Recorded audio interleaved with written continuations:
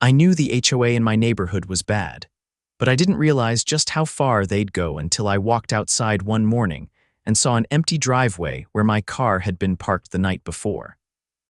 For a solid 10 seconds, I just stood there blinking, trying to process what I was seeing, or rather, what I wasn't seeing. My car was gone, not stolen, no broken glass, no signs of forced entry, just gone. I felt a slow burn start in my chest as I turned toward the street. That's when I saw her. Paula Anderson, the HOA president, stood across the road, arms crossed, a self-satisfied expression on her face. Her short, aggressively highlighted hair was stiff with hairspray, and she wore one of those floral blouses that screamed, "I yell at cashiers for fun." "Looking for something, Patrick?" she called out, her voice laced with smugness. I clenched my jaw. "Where's my car, Paula?" She let out a dramatic sigh, like she was dealing with a particularly slow child. "It was improperly parked, had to be removed." I stared at her. "It was in my driveway." "Yes, and per HOA regulations, driveways must be used for actively driven vehicles, not storage. Yours sat there for over 48 hours. That's a violation." I felt my blood pressure spike. "It's my car, I drive it every day," she waved a dismissive hand. "That's not what our records show." "Records? What records? I hadn't received any warnings, no notices, nothing. And since when did my driveway fall under HOA jurisdiction?" I took a deep breath. Losing my temper wouldn't help. "Where did you tow it, Paula?" "Oh, I wouldn't know," she said, inspecting her nails. "You'll have to check with the towing company. Shouldn't be hard, assuming you keep up with your HOA emails. We sent a notice." I hadn't received a single email. I knew she was lying. I turned on my heel and stormed back inside. My hands were shaking as I grabbed my phone and started making calls. It took me half an hour to track down the towing company. When I finally got someone on the line, they confirmed it. My car had been towed at 3 in the morning. 3 in the morning. While I was sleeping, Paula had my car yanked off my own property like I was some delinquent squatter. And the kicker, the impound lot wanted $500 to get it back. I was seeing red. This wasn't just an overreach, it was personal. Paula had been gunning for me ever since I called her out at the last HOA meeting for trying to push through a ridiculous new set of rules without a proper vote. She wanted control. She wanted obedience. And she thought she could intimidate me into submission. She was wrong. I wasn't about to let this slide. I grabbed my keys and headed out the door. If Paula thought she could pull something like this without consequences, she was about to get a very rude awakening. I drove to the impound lot with a storm brewing inside me. The whole ride there, I kept replaying my last encounter with Paula, analyzing every smug expression, every dismissive word. She thought she had won. She thought I'd just pay up, grumble about it, and move on like everyone else she had steamrolled in this neighborhood. But she had underestimated me. The lot was a bleak expanse of chain-link fencing and oil-stained pavement. A board attendant barely looked up from his phone as I walked in, but when I told him which car I was there for, he finally gave me his full attention. "That'll be $500 plus an overnight storage fee," he said, tapping at his keyboard. "Brings your total to $575. My hands curled into fists at my sides, but I forced myself to keep my voice steady. "Who authorized this tow?" He squinted at the screen. "Says here it was called in by the HOA. I pulled out my phone and snapped a picture of the paperwork he handed me, then I leaned in slightly. "Did they provide proof of violation?" The guy hesitated, clearly not used to people asking questions. No, just a standard request." That was all I needed to hear. I paid, biting down my frustration, and got my car back. It wasn't about the money, it was about the principle. Paula had no authority to tow from my private property, and now I had proof. By the time I pulled back into my driveway, I had a plan forming. Paula thrived on intimidation, but she wasn't expecting someone to fight back with cold, hard facts. The first thing I did was pull up the HOA bylaws. I dug through every section, every clause, looking for anything that might give her the power to do what she did. And, as expected, I found nothing. Not a single word about driveways being under HOA control. But I did find something else. A section on unauthorized towing. It stated that any vehicle removed from private property without the owner's permission or legal cause was considered an unlawful seizure. And under state law, That meant Paula had not only violated HOA rules, she had broken the law. That was the leverage I needed. The next morning, I filed a formal complaint with the city and submitted a report to the local police for an illegal tow. Paula had crossed a line, and I was making sure there would be consequences. But I wasn't stopping there. I started knocking on doors, speaking with neighbors, gathering stories. It didn't take long to find out that I wasn't the only one Paula had targeted. One couple had been fined for having a garden gnome, deemed an unauthorized ornament. Another family was hit with penalties for leaving their trash bins out too long, even though it was the same time frame as everyone else. Then there was the retired veteran down the street. He had been slapped with a lien threat over excessive noise when all he had done was repair his fence in the afternoon. Paula had been running the HOA like a dictatorship, and people were fed up. I organized a meeting at my house that evening. Word spread fast, and by the time the sun set, my living room was packed with frustrated homeowners. I stood at the front, holding up the impound paperwork. Paula had my car illegally towed, and according to our bylaws, what she did wasn't just overreach, it was against the law. Murmurs and nods rippled through the crowd. She's been abusing her position for too long, I continued. But we don't have to take it. We have the power to remove the entire board. All we need is a majority vote. That got their attention. One man, a father of 3, leaned forward. You really think we can pull that off? I nodded. We don't just think, we know. I've looked into the process. We need signatures from at least 50% of the homeowners to call for a special election. If we get that, we can vote them out and replace them. The energy in the room shifted. People weren't just angry anymore, they were determined. By the time the meeting ended, we had a game plan. Over the next week, we went door to door collecting signatures.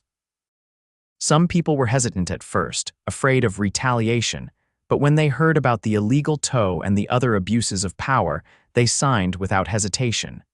Within 5 days, we had more than enough. We submitted the petition, forcing the HOA to hold a special election. Paula tried to fight it, of course. She called an emergency board meeting, trying to dismiss the petition on technical grounds.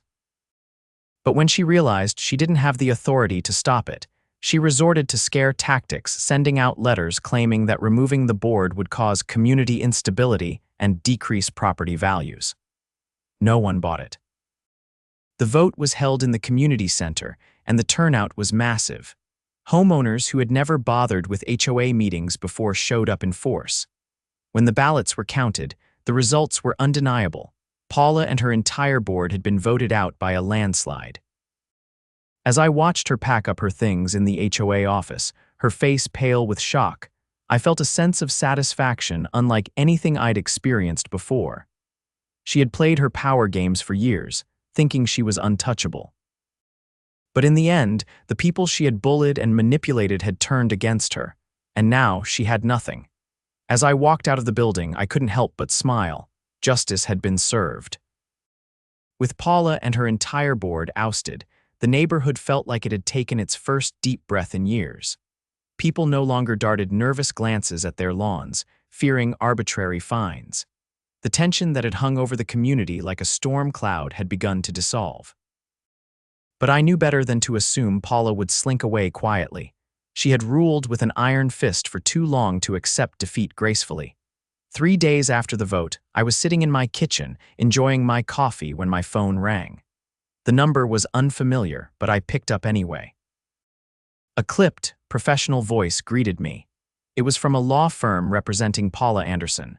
They claimed she was pursuing legal action against the new interim HOA board, of which I had been elected president. According to them, the recall election had been procedurally flawed, and Paula intended to challenge it in court. I kept my voice steady as I responded. Did she mention which procedural flaw she's referring to? There was a pause. Then the lawyer admitted they had yet to review the specifics. Then I suggest you do that before wasting more of my time, I said before hanging up. I wasn't rattled. I knew our vote was airtight. Paula's last-ditch effort was nothing more than empty threats meant to intimidate us into letting her claw her way back in. But I also knew she wouldn't stop there. That afternoon, I met with the newly elected board members. We had replaced Paula's old cronies with homeowners who actually wanted to serve the community rather than control it. Everyone was eager to rebuild trust, but we all knew Paula wouldn't go down without a fight. As expected, it didn't take long before she made her next move. The first sign of trouble came when several homeowners reported receiving letters from a concerned citizens group warning them that the new HOA leadership would lead to skyrocketing dues and declining property values. The language was vague, but clearly meant to stir panic. I knew Paula was behind it. The wording had her fingerprints all over it, thinly veiled threats disguised as informational warnings. We decided to address it head-on. At the next community meeting, I held up one of the letters and read it aloud. The crowd murmured, some nodding in recognition. "This letter," I said, "was sent anonymously, but we all know who's behind it." A few people chuckled. "We promised transparency, so here's the truth. HOA dues are not increasing." In fact, after reviewing the financials, we found unnecessary expenditures under the previous board that we can cut, meaning we might actually be able to lower dues. That caught their attention. I also want to clarify that under no circumstances will we be reinstating any of the policies that allowed the previous board to abuse their authority. No more secret fines, no more selective enforcement, and certainly no more illegal tows. The applause was immediate. Paula's attempt to undermine us had backfired spectacularly, but she still wasn't done. The next morning, I found a fresh set of violations taped to my door. Apparently, I was now in breach of multiple community standards, including excessive signage. I had a small welcome mat, improperly maintained landscaping. My grass was trimmed weekly, and unauthorized use of property. I had done absolutely nothing different with my home. Paula had no authority to issue violations anymore, which meant she was working through someone else. It didn't take long to figure out who. The property management company that had worked alongside Paula's board was still in place, and they were clearly reluctant to acknowledge the regime change. Paula had likely called in a favor, hoping to use them as her proxy to continue harassing me. She had underestimated how much I had prepared for this. I immediately contacted the management company and requested a meeting with their regional director. When I walked into their office later that day, I brought a stack of documents with me, proof of Paula's past abuses, the results of the recall election, and the legal authority of the new board. The director barely glanced at the papers before sighing. "Look," he said, "we're just trying to keep things running smoothly. We don't want to get caught in the middle of a power struggle." "This isn't a power struggle," I corrected. "It's a legal transition. Paula and her board are gone. If you continue acting on her behalf, you're opening yourselves up to liability." That got his attention. "You're saying she acted outside her authority." "Exactly. And if you enforce these bogus violations, you'll be complicit." The director leaned back, rubbing his temples. "Fine. Consider them voided." It was a small but important victory. Paula had lost another avenue of control. The final straw came a week later. An anonymous complaint was filed with the city, claiming the recall election had been fraudulent. The city clerk's office contacted us, requesting documentation to verify the legitimacy of the process. Fortunately, we had anticipated something like this. We handed over everything: the petition signatures, the ballots, the meeting minutes. It didn't take long for the city to dismiss the complaint entirely. And just like that, Paula's last desperate attempt to regain power crumbled. She had run out of moves. The day after the city's ruling, a moving truck pulled up in front of Paula's house. Neighbors watched as boxes were carried out, furniture loaded up. A quiet buzz of conversation spread through the community. By the end of the day, Paula was gone. No farewell announcement, no dramatic speech, just a silent retreat. And with that, the neighborhood was finally free. The first official act of our new board was to revise the bylaws, ensuring that no future HOA president could ever hold unchecked power again. We implemented mandatory community votes for major decisions, financial transparency policies, and an oversight committee to prevent abuses. The transformation was immediate. People who had avoided HOA meetings for years started showing up. Instead of confrontation, discussions were productive, Instead of threats, there was collaboration. The community had taken back control. And as I sat on my porch that evening, watching kids ride their bikes down the now peaceful streets, I knew one thing for certain: Paula had thought she could rule with fear. But in the end, the people she had tried to control had stood together, and they had won. With Paula gone, the neighborhood finally felt like it belonged to the people again. The tension that had gripped every street, every front yard, was gone. Neighbors who had once kept their heads down to avoid trouble were now outside, chatting freely, waving as they walked their dogs, and actually enjoying their homes without fear of some absurd violation notice appearing on their doors. But I wasn't about to let my guard down. Paula had ruled by intimidation, and while she had been removed, the damage she left behind wasn't going to disappear overnight. The new HOA board had a lot of work ahead of us, and I knew there were plenty of messes to clean up. First on the list, the financials. We had already discovered some concerning expenditures, but when our newly appointed treasurer, Linda, dug deeper, what she found was worse than we expected. Paula and her board had been funneling HOA funds into consulting fees, except there were no consultants. The payments had been going to a shell company registered under the name of one of Paula's old board members, Greg Swanson. It was blatant fraud. Linda burst into the meeting room, her usual calm demeanor replaced with barely contained outrage. "They were paying themselves," she said, dropping a thick folder onto the table. "Thousands of dollars in fake fees every year, and that's just what I've confirmed so far." The entire room was silent as we flipped through the documents. "She was stealing from us," one of the board members finally said. "From the entire neighborhood," I exhaled slowly, keeping my anger in check. "We're taking this to the authorities. Every dime needs to be accounted for." We reached out to a forensic accountant, and within days, we had a full picture of the corruption. Paula and her inner circle had drained tens of thousands of dollars from the HOA's reserves, spending it on everything from lavish dinners to personal home renovations. Every homeowner in the community had unknowingly contributed to Paula's little empire of fraud and control. We filed a formal complaint with the state, and law enforcement got involved almost immediately. The moment Paula thought she had escaped, she found herself under investigation. Subpoenas were issued, accounts were frozen, and within a month, Paula and Greg were facing formal charges for embezzlement. But Paula wasn't one to go down quietly. She showed up at the next board meeting, despite having no authority to be there. She marched in like she still ran the place, her face a mask of barely contained fury. "You think you can do this to me?" she snapped. "I built this community. You stole from this community," I corrected. "That's why the authorities are involved now," she scoffed, shaking her head. "This is a smear campaign, a pathetic attempt to ruin my reputation because you don't like how I ran things." I held up one of the documents, the bank records showing the fraudulent payments. "This isn't a smear campaign, Paula. It's proof. You funneled HOA funds into a company that didn't exist." Her mouth opened, then closed as she realized she had no defense. Greg, who had been standing near the door with his arms crossed, finally spoke up.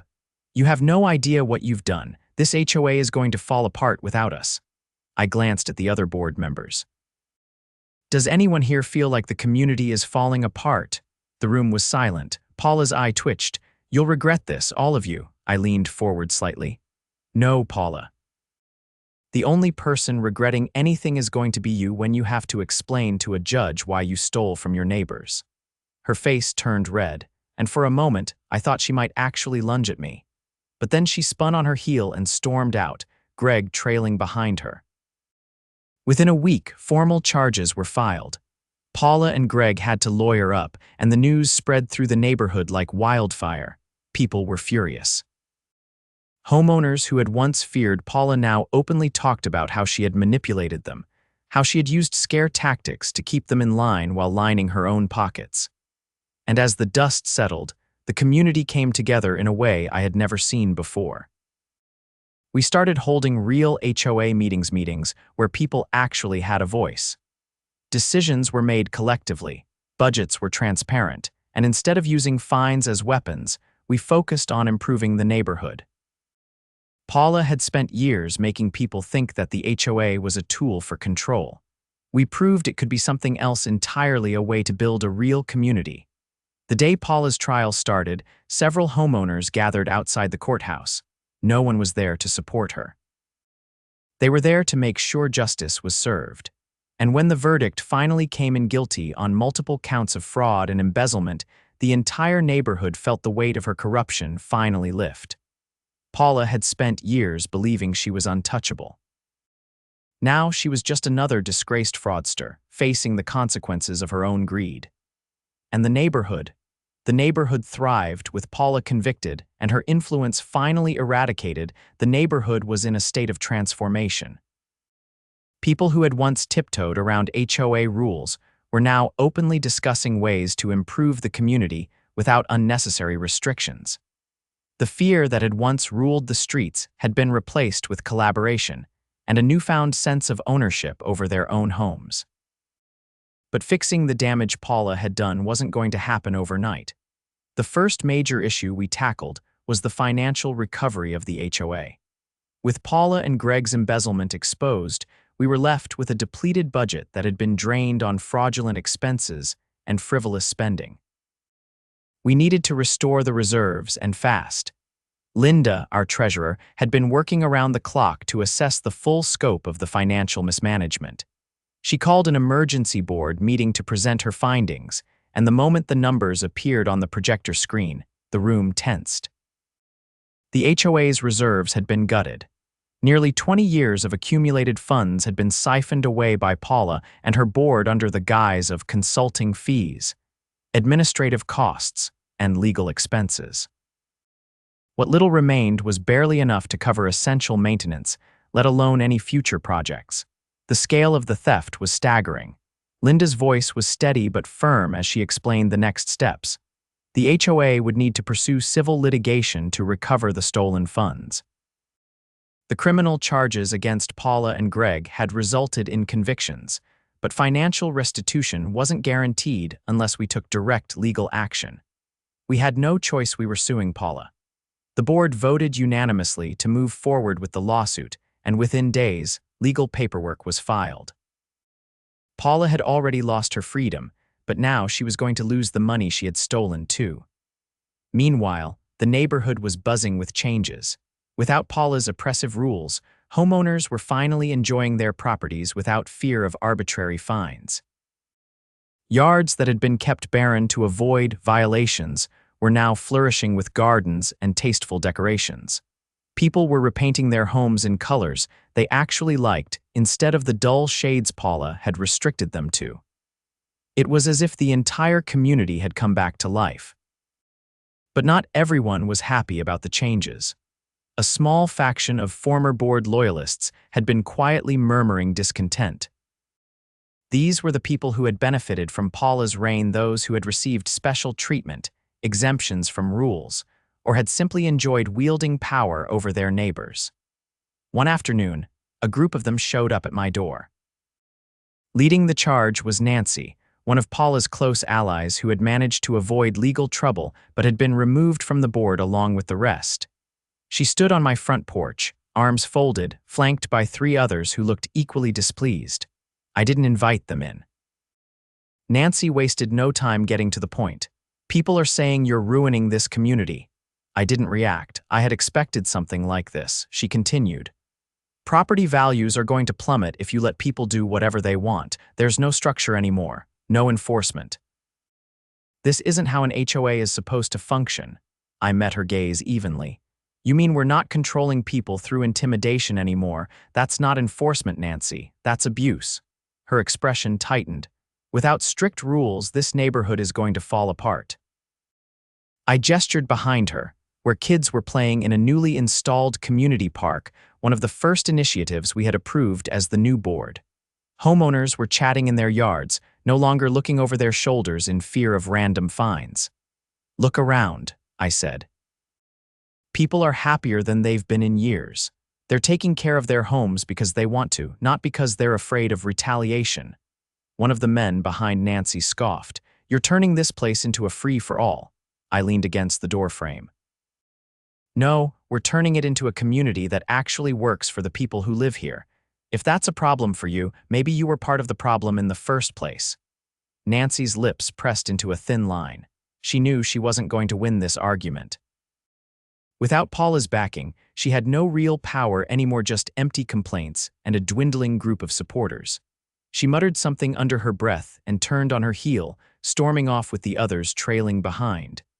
That was the last time I ever saw her. With the old guard officially out of the picture, the HOA continued to evolve. We held monthly meetings where every homeowner had a voice. We introduced reasonable guidelines that actually made sense, rules that prioritized safety and community well-being rather than arbitrary control. And most importantly, we put financial safeguards in place to ensure that no one could ever exploit the HOA's funds again. Months passed, and the lawsuit against Paula progressed. Her legal team tried to delay the proceedings, claiming she had no money left, that she had been unfairly targeted, that the HOA had no right to pursue damages. But the evidence was overwhelming. Bank statements, fraudulent invoices, testimony from former board members who turned on her, it was all undeniable. In the end, the court ruled in our favor. Paula was ordered to pay back every cent she had stolen, plus additional damages.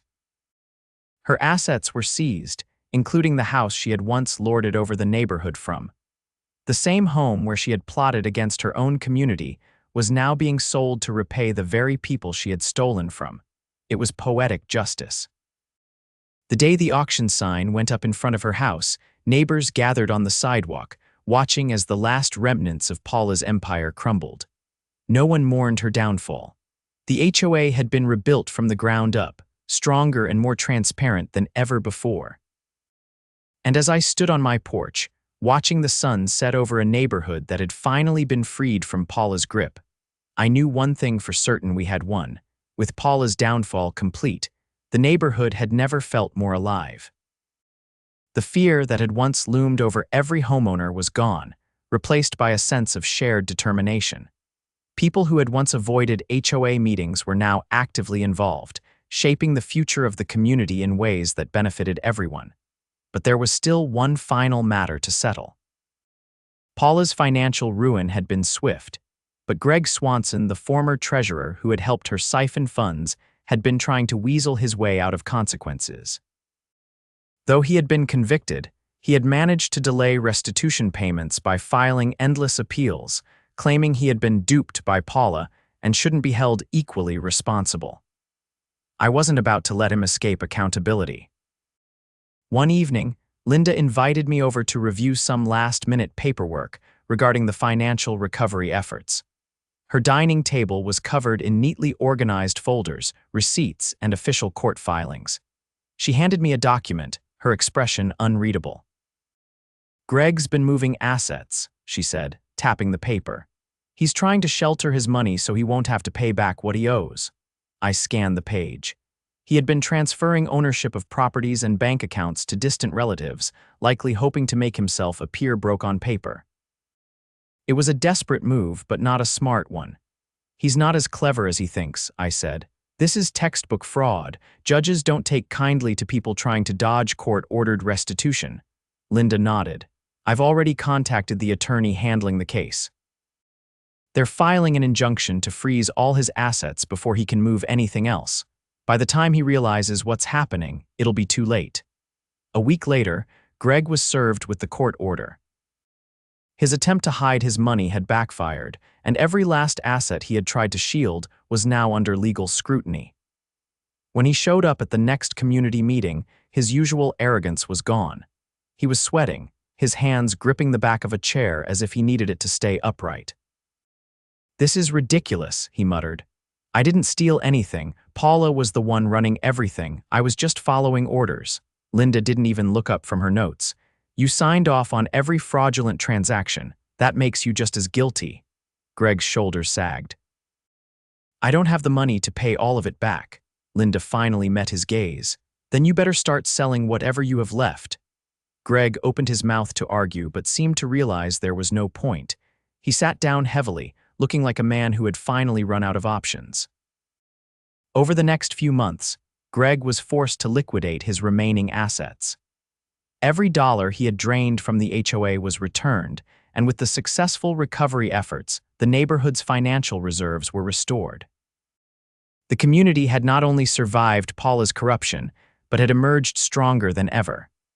With the money secured, we shifted our focus to long overdue improvements. Under Paula's rule, maintenance projects had been neglected while she funneled funds into her personal expenses. Sidewalks were cracked, streetlights had gone unrepaired, and the community center was in desperate need of renovations. Now, with a transparent budget and actual homeowner input, we prioritized what mattered. Within months, the neighborhood transformed new landscaping, repaired roads, and properly maintained communal areas. The difference was night and day. One afternoon, as I was installing a new mailbox post in front of my house, an older man approached. He had lived in the neighborhood for decades, one of the few who had seen it before the HOA had been weaponized against the residents. "You did good," he said, nodding toward the freshly repaired sidewalk.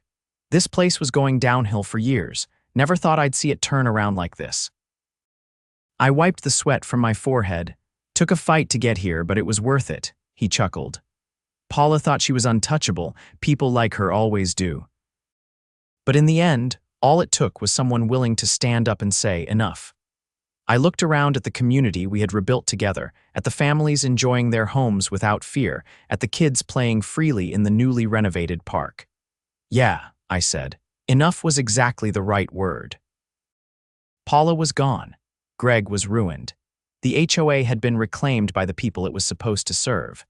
And for the first time in years, the neighborhood belonged to its residents again, free from fear, free from corruption, and stronger than ever.